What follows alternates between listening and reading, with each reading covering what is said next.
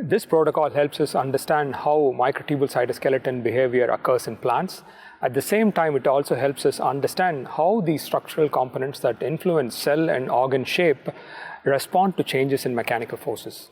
Although this method requires little sophistication, it provides robust quantitative readout of the mechanical response differences between different genotypes and conditions. Begin by growing Arabidopsis seeds expressing microtubule binding domains fused with green fluorescent protein in soil at 20 and 6 degrees Celsius under long day conditions for 1 week.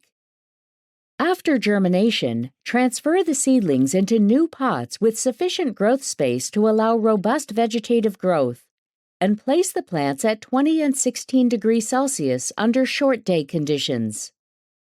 After 3 to 5 weeks, transfer the plants back to long day conditions at the same temperature until the plants bolt, allowing the inflorescence to grow up to 2 to 5 centimeters long.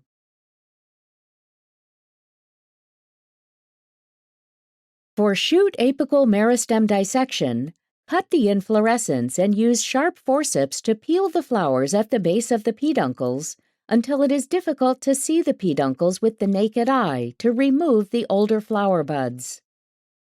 Use the forceps to create a slit in the agarose in a dissecting dish and plant the inflorescence base into the thick agar. Place the dish under a dissecting microscope. Starting with the oldest flower bud, push with the forceps to remove the flower bud from the plant. The shoot apical meristem is usually exposed when